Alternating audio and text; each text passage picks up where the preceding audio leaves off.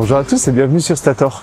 Il y a des journées quand même meilleures que d'autres, hein, il faut le dire, puisqu'aujourd'hui, c'est le Porsche Taycan qui nous accompagne pour notre tour de l'île et on a hâte de l'essayer. C'est la nouvelle version, vous me suivez? I've been feeling so small. Watch the clock ticking off the wall. But tonight I'm letting it go. Spend my coin for sure. I'm gonna be myself, or I could be someone else. No one's stopping me now. I'm gonna skip my breaks, I'm gonna make mistakes. I just wanna feel alive. It's just what I do when I'm out, so try not to hold me down. Feel alive when I'm in this town. On se retrouve au col de Bellevue. Alors, il fait pas trop mauvais, donc on va peut-être pouvoir vous parler de l'extérieur. Mais on va surtout avant tout faire un point sur la consommation en montant. On a consommé en montant 14%, on est à 86% là. J'ai révérifié les chiffres, on était à 74 avec l'ancien Taycan, donc le nouveau il consomme un petit peu moins sur la montée puisqu'on est aussi à 56,7 kWh au 100 contre plus que 65 avant. Donc clairement un vrai upgrade en termes de consommation. Là on va du coup profiter du cadre pour vous présenter l'extérieur de la voiture et ça va aller très vite parce qu'il n'y a pas énormément de différence par rapport à l'ancien. On commence par l'avant. On va commencer du coup par l'avant et en fait on va presque ne parler que de l'avant puisque c'est là-dessus, c'est sur cette partie que les évolutions principales s'opèrent. On a un nouveau bloc optique qui est un peu plus large. Ici c'était beaucoup plus plastique sur la version précédente en fait. Il y avait un trou ici qui lui donnait un regard un petit peu bizarre, un petit peu louche. Il louchait un peu l'ancien Taycan je trouve. Là sincèrement c'est un vrai upgrade. C'est juste le remplacement de cette pièce change beaucoup la face avant de la voiture. Et c'est une vraie réussite. Les feux en eux-mêmes aussi ont changé. On a maintenant une toute nouvelle technologie. On reste sur du Matrix LED, mais on a un dessin de feu qui est vraiment différent.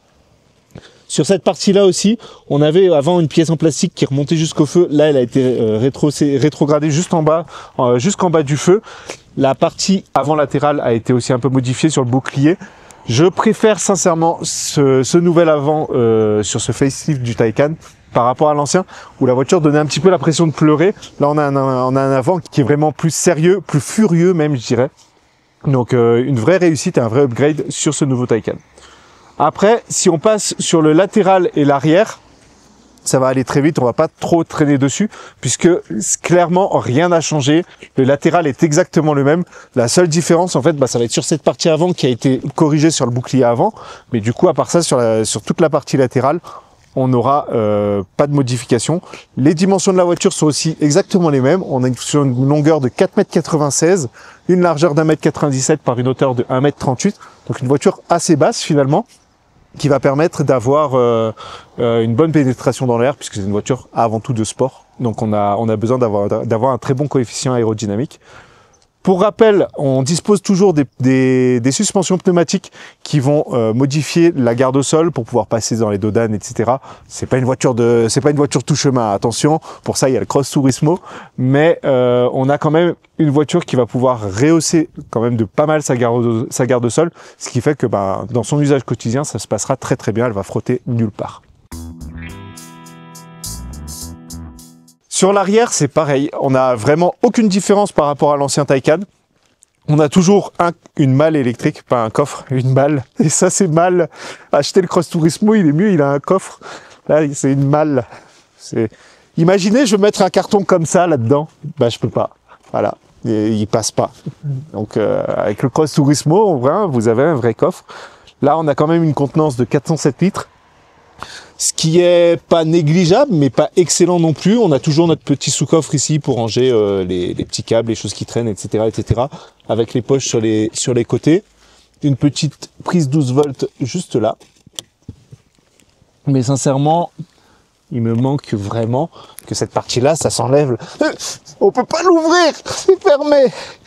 Et on a une banquette rabattable en 40-20-40 pour avoir une trappe à ski nautique. Et ça, c'est chouette. D'ailleurs, Porsche, en option, il vous offre même les sacs à ski nautique. C'est vachement pratique. On se retrouve donc dans la descente depuis le col de Bellevue. C'est notre petit point habituel sur la régénération. Donc ça va aller très vite ce point-là, puisque ça n'a pas changé depuis le premier Taycan.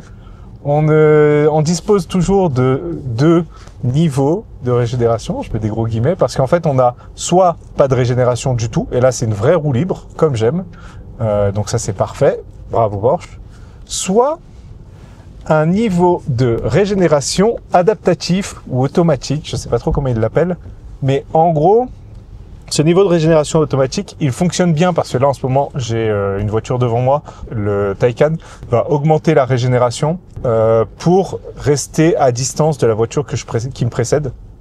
Mais malgré tout, le problème c'est que si j'ai pas de voiture devant moi, et ben j'ai pas de régénération du tout en fait. Donc en gros, même ce deuxième niveau ne permet pas vraiment d'avoir de la régénération, ne permet pas de la conduite à une pédale ici dans les plaines, s'il n'y a absolument personne devant nous. Là, avec une voiture qui nous précède, ça pose pas de souci. Je peux lever le pied du frein, je peux lever même le pied de l'accélérateur. C'est le Taycan qui gère tout seul sa vitesse en fonction, sauf en cas de fort ralentissement comme maintenant. Là, j'ai dû poser le pied sur le frein. Donc, sincèrement, moi, ça me pose un peu problème quand même, parce que dans un véhicule électrique, c'est toujours bien de pouvoir mettre de la régène, puisque la voiture permet de le faire en fait tout bêtement. Porsche est plutôt dans l'optique de se dire que leur voiture électrique ne doit pas trop être différenciée de leur voiture thermique en termes de conduite. C'est quelque chose que je peux entendre, mais qui donne le choix en fait, ce serait quand même mieux à mon humble avis. Après, en termes de prise de virage, etc., on est sur un véhicule de sport, clairement, un véhicule très sportif. J'oserais même dire, à mon humble avis, le véhicule le plus sportif, en tout cas en électrique, en tout cas de tous ceux que je connais, c'est de très loin le véhicule le plus sportif. En voiture électrique, il y a des voitures puissantes, ça se pose pas de problème. C'est très facile de faire de la puissance en électrique. Par contre, de faire une voiture de sport électrique, c'est une autre paire de manches, puisqu'il faut un châssis, il faut de la tenue de route, il faut un savoir-faire qui est l'ADN même de Porsche et qu'on ne retrouvera pas dans d'autres voitures électriques puissantes. Donc en termes de tenue de route, je ne suis pas inquiet. Je sais que je pourrais attaquer ici dans les plaines. La voiture, elle tiendrait bien. Par contre, il faut quand même une certaine maîtrise, en tout cas sur la version qu'on a aujourd'hui, parce qu'aujourd'hui on dispose de la version d'entrée de gamme. Et bizarrement, à mon avis, c'est la plus difficile à maîtriser, puisque nous avons 435 chevaux sur le train arrière en ce moment. C'est une voiture 100% propulsion. Et forcément, c'est un peu plus dur à mener qu'une 4 roues motrices. Donc c'est vraiment le seul point où effectivement il y aura peut-être une limite si on n'est pas un excellent pilote, si on attaque vraiment très très fort dans les plaines. En termes de maintien dans le siège, c'est le summum de ce qu'on peut faire, clairement. C'est pas un siège baquet, mais c'est un siège qui a une forme qui tient clairement le pilote, j'ai envie de dire, pas plus que le conducteur. Mais malgré tout, quand on mène le Taycan à des allures normales, quand on conduit normalement, en conduite habituelle, on est vraiment confortablement installé, puisque le siège, comme je le disais, c'est pas un siège en plastique baquet. Là, on est sur un vrai siège en cuir qui a quand même un certain confort qui n'est pas négligeable. On peut conduire cette voiture au quotidien pour aller faire ses courses et déposer les enfants à l'école, ça pose pas de problème. L'avantage, c'est qu'on peut aussi, sur route fermée, sur circuit, etc., on peut clairement s'amuser, on peut clairement prendre du plaisir au volant de cette Taycan, et surtout dans ces routes un peu sinueuses, puisque malgré la largeur, la longueur et le poids de la voiture, elle reste quand même assez bien fixée au sol.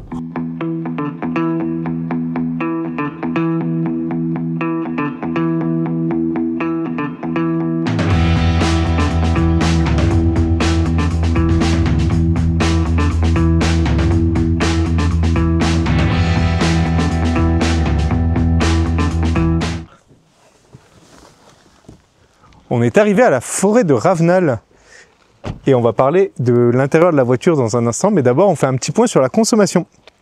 Donc on a parcouru jusqu'à présent 53 km pardon, et on est à 88%, à l'heure où on parle. On a regagné à peu près 3% sur la première partie de la descente vers Saint-Benoît. La consommation, elle a chuté, on est actuellement à 22,3 kWh au 100. C'est confirmé, cette voiture elle consomme beaucoup moins que l'ancien modèle. Là, on va passer à l'intérieur et je vais vous montrer un petit peu ce qui a changé dans ce nouveau Taycan. Vous me suivez ?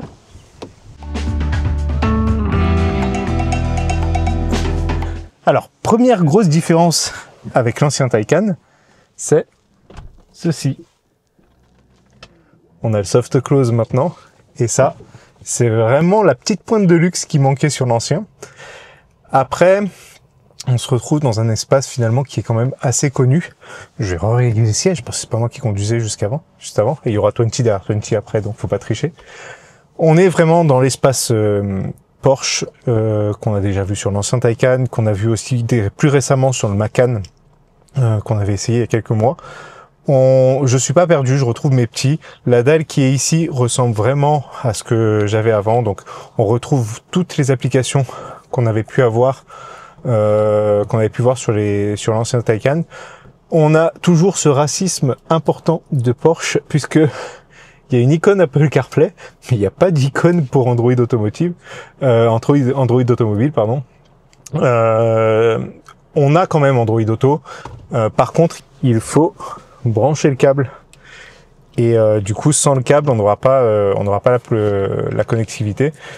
Donc, on est dans la version entrée de gamme. Donc, on est sur le Taycan tout court. Mais déjà sur cette version, sur cette première version, on va retrouver évidemment une dalle numérique pour le conducteur juste là, mais aussi une dalle pour le passager où on va pouvoir afficher différentes informations, la navigation, les G, etc., etc.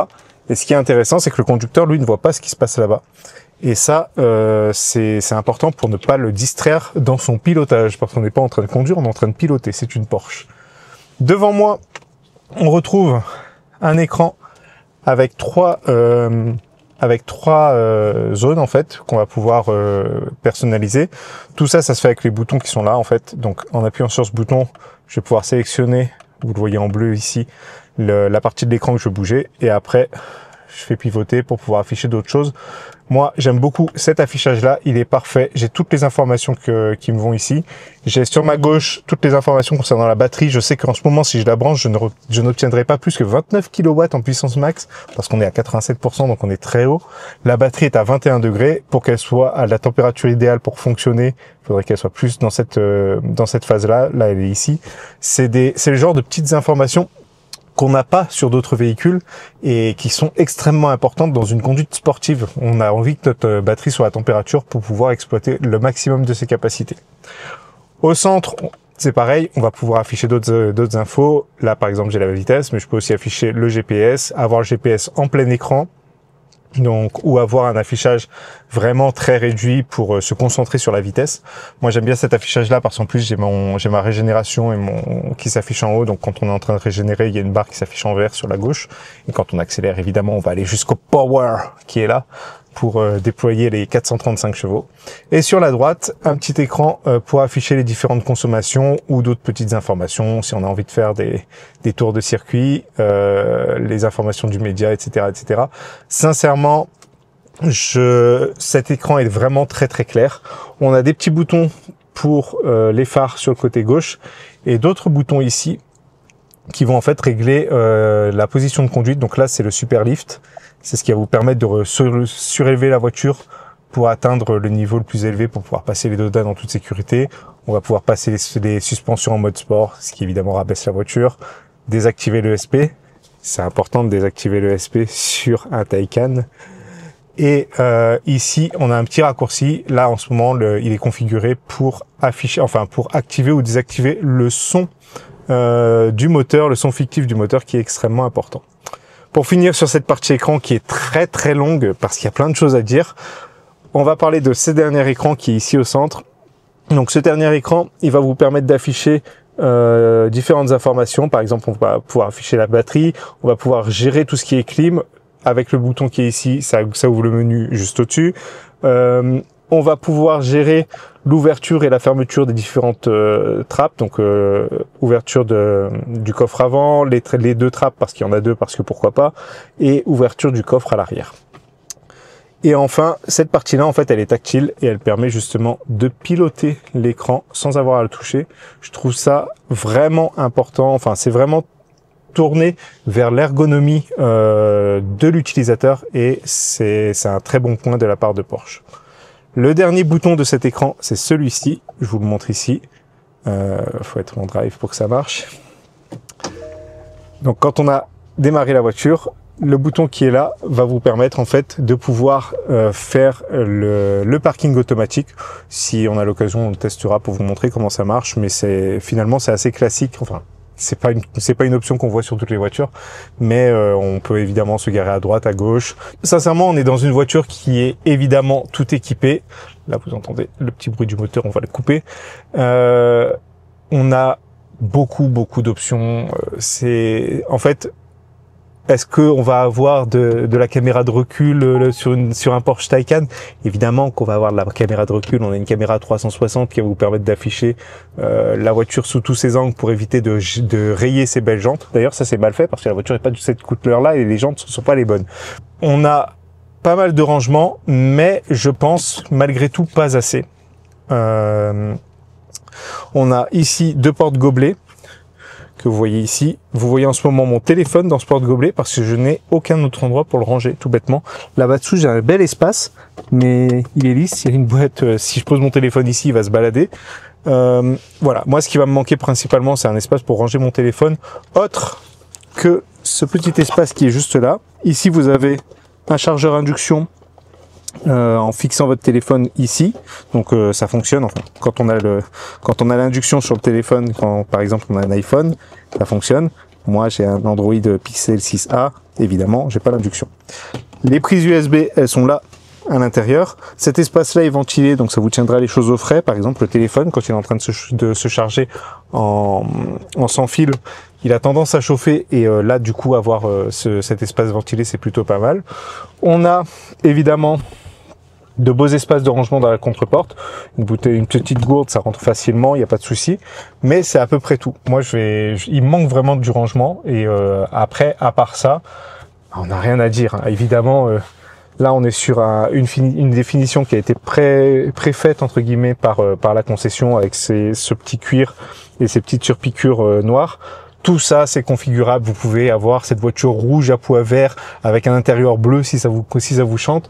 Il y a énormément de configurations possibles. Ça n'a presque pas de sens de vous montrer ce que j'ai autour de moi puisque de toute façon, vous, si vous voulez acheter ce véhicule, vous allez pouvoir le configurer vraiment à votre goût, avoir de l'aluminium, du bois, etc., en fonction de vos goûts et de vos besoins.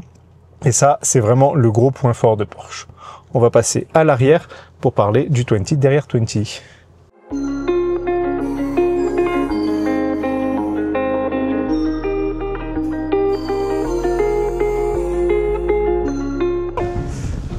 On se retrouve donc pour le plan de 20 derrière 20. Merci pour la porte, ça faisait longtemps qu'on t'avait pas vu.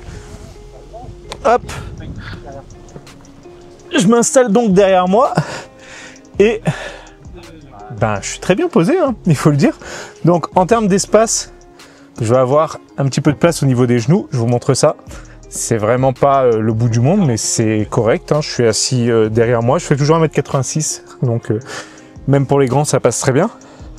On peut glisser les pieds sous le siège sans aucun problème. Petite grille d'aération en bas pour aérer les pieds quand il fait froid. Petite grille d'aération également ici. On va pouvoir contrôler tout ça avec l'écran en fait. Ça c'est vraiment parfait. On a du coup possibilité de régler la ventilation un petit peu à la Tesla, faut le dire. Donc tout ça, ça se passe par l'écran.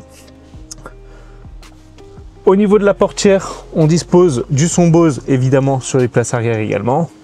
Des portières qui ressemblent finalement qui sont finalement assez proches de ce qu'on a à l'avant. Hein. Il n'y a pas de fioriture sur cette version-là en tout cas qui est configurée comme cela. Et après, en termes d'assises, on a des sièges qui sont presque baqués, j'ai envie de dire. Ils sont très creusés. Je vous le montre ça. Donc ils sont très creusés et du coup Ça nous permet d'être vraiment bien posé et d'être maintenu même à l'arrière quand le pilote a tendance à appuyer un peu fort sur l'accélérateur. On dispose évidemment d'un petit accoudoir central. À noter que sur cette version, on a bien 5 places, donc une place centrale. C'est une option. C'est une option à 410 € d'avoir la place centrale. Faut le noter. C'est pas forcément utile pour tout le monde. Donc quand on n'en a pas besoin, on aura finalement des sièges qui sont un peu plus confortables encore. Mais faut noter que c'est possible d'avoir cette 5e place. La 5e place, on va y aller. Voilà. On est très bien installé, il n'y a aucun problème. Pas du tout. Ici, c'est presque du plastique. Évidemment, c'est un peu rembourré, mais c'est très dur. Au niveau de l'assise aussi, c'est très dur. On a un superbe tunnel central pour les gaz d'échappement, pour le tuyau d'échappement et tout, pour la transmission qui passe là-dessous, la boîte de vitesse et compagnie. Pas du tout, il n'y en a pas dans les voitures électriques. Pourquoi est-ce qu'il y a un tunnel central ici? On ne sait pas. Voilà. En tout cas, je suis obligé de faire du cheval. Hors de question de poser mes pieds ici. Ça ne passe pas. Hein. Je suis très mal installé. Donc, je vais devoir faire du cheval et dépasser allègrement sur les places latérales. Donc, 320 assis à l'arrière, ça ne passe pas.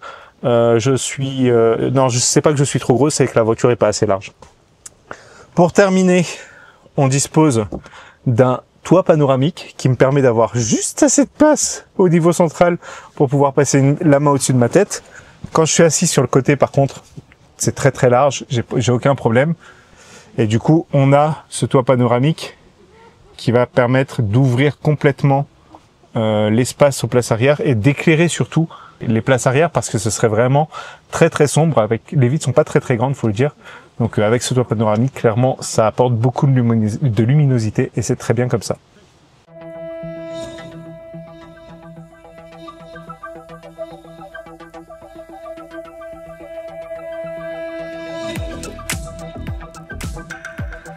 On est arrivé devant la concession Porsche, on est à Saint-Denis, on a fait jusqu'à présent 93 km pour arriver jusqu'ici et on est à 82%, on a utilisé 18%. Qu'est-ce qu'ils sont insupportables ces thermiques. La consommation, elle s'est stabilisée à 19 kWh au 100 et on va profiter de ce formidable lieu pour vous présenter les chiffres qui caractérisent ce Porsche Taycan. Et vous avez l'habitude, pour cela, on ouvre le capot. Ah, c'est là, il y a une lopette là, voilà. Et dans ce capot, rien, évidemment, puisque c'est une voiture électrique bien fabriquée. Donc nous disposons ici d'un frunk, d'un coffre avant. Sous ce frunk, rien, puisque nous avons aujourd'hui, comme je vous le disais tout à l'heure, la version d'entrée de gamme du Taycan. On a un moteur de 435 chevaux qui est situé sur l'essieu arrière. Donc 435 chevaux en propulsion, ça fait 320 kW. Le moteur, il dispose d'un couple de 420 Nm, ce qui lui permet d'abattre le 0 à 100 en 4 secondes 8 seulement. Donc pour une entrée de gamme, c'est pareil, c'est quand même pas mal.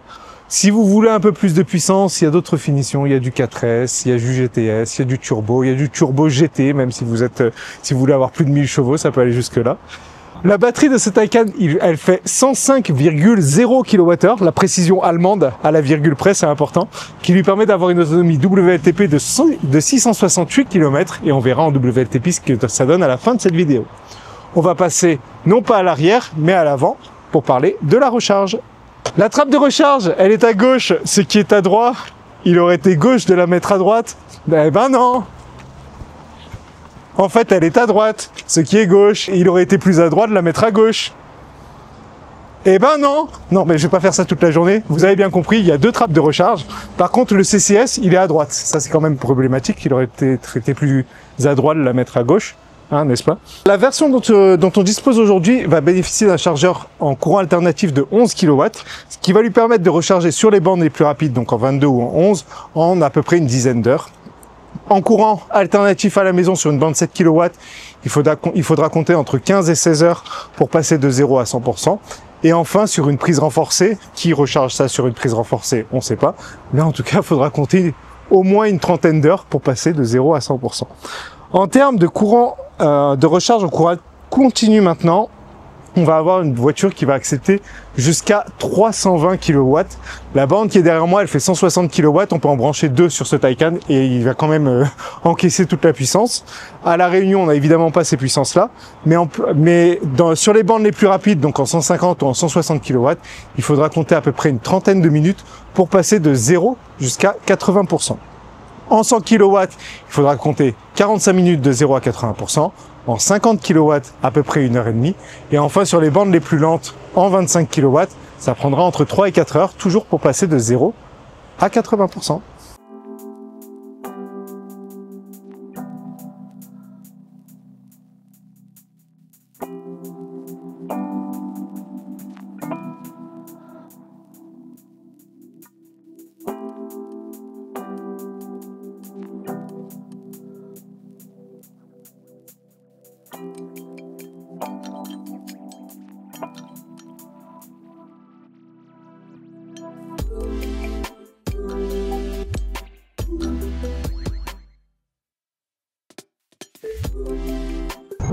On se retrouve maintenant à bord de Porsche Taycan. On est sur la 4 voies, on est au niveau de Saint-Paul et c'est l'occasion pour moi de vous parler un petit peu justement de la conduite sur 4 voies. On est sur un véhicule sportif qui veut faire du circuit, qui veut faire de la conduite rapide, mais aussi sur une belle routière puisque ici sur 4 voies, avec une route très lisse, très large, etc., on est vraiment très à l'aise en termes de conduite. On est bien installé dans le siège, comme je l'ai signalé tout à l'heure.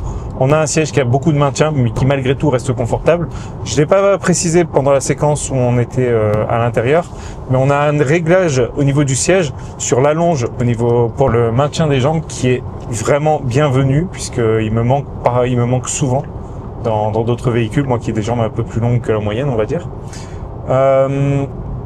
Après, en termes d'aide à la conduite sur ce Porsche Taycan, on va avoir un régulateur pas adaptatif.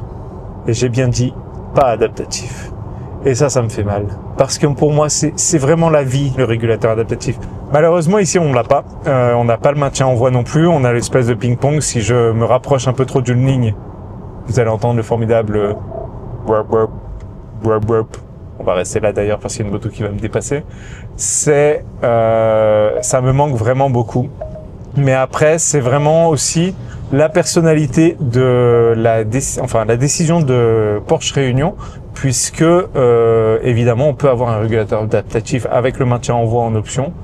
C'est simplement qu'elle n'a pas été mise sur cette voiture. À mon avis, la volonté de Porsche Réunion, c'est de se dire que quand on a une Porsche, on veut la conduire. Ce que je peux comprendre, mais il y a certains moments, typiquement là, sur la 4 voies,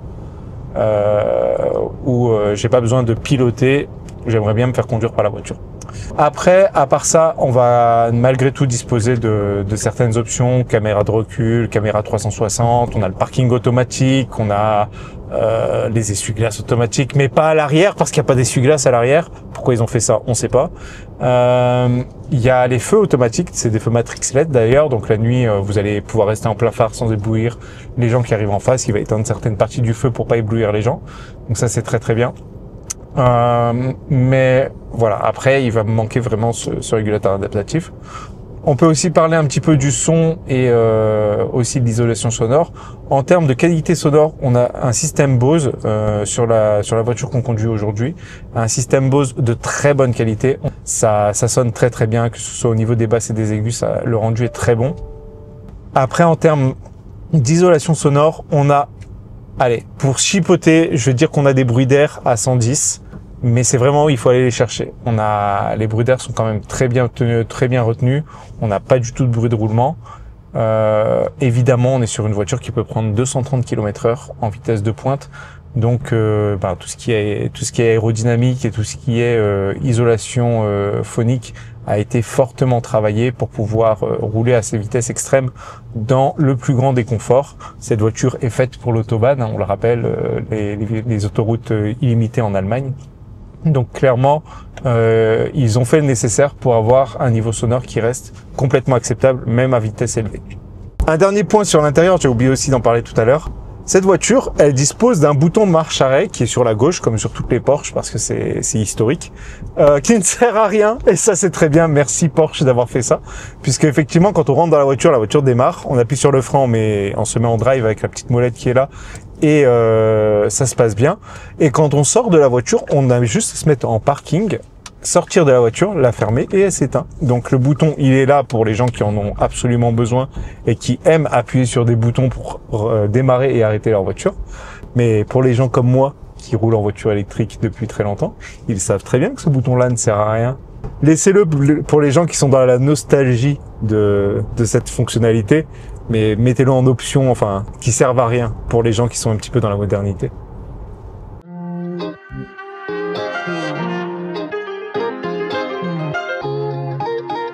On est donc arrivé à Saint-Pierre pour la fin de notre petit tour de l'île. On a fait 192 km aujourd'hui et ces 192 km ont été réalisés avec 34%, il nous reste 66% de batterie, ce qui nous donne un WLTPI validé de 580 km, ce qui est vraiment pas mal compte tenu de la taille et de comment est-ce qu'on a roulé la voiture. On est évidemment assez loin du WLTP qui est quasiment à 670 km, mais compte tenu du fait qu'on a roulé non pas à l'économie, on a essayé les 0 à 100, il est bien là, 4 secondes 8, c'est validé, on a mis la clim, etc., etc. Vous le savez, on roule dans les conditions réelles d'utilisation et malgré ça, on a eu une consommation qui s'est établie à seulement 18,4 kWh au 100, ce qui est beaucoup moins que l'ancienne Taycan qu'on avait essayé. C'était certes le 4S, mais malgré tout, il y a une grosse différence de consommation. Donc Porsche a vraiment bien travaillé son sujet sur ce nouveau Taycan. L'heure maintenant pour nous de vous présenter les tarifs de la gamme Porsche. Et là, c'est compliqué parce que Porsche vous permet de personnaliser complètement vos véhicules. Moi, je vais vous parler précisément de la voiture qu'on avait aujourd'hui. C'était un Taycan entrée de gamme avec quelques options supplémentaires quand même, comme le pack sport, l'écran passager, les suspensions pneumatiques, etc. Avec toutes les options incluses, on est à 143 700 € selon le configurateur Porsche.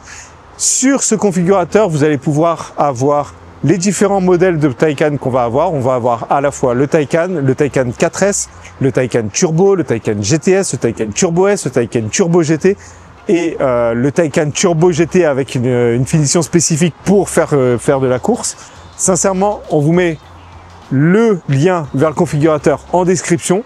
Allez faire votre configuration, ce sera beaucoup plus simple pour comprendre les différents tarifs.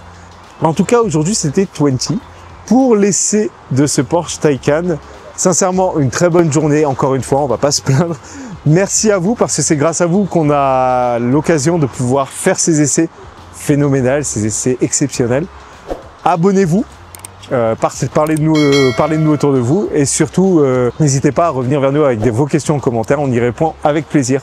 On se retrouve très bientôt pour un futur essai, pourquoi pas un Taycan Cross Turismo. Et abonnez-vous, c'est important. À bientôt les électrifiés.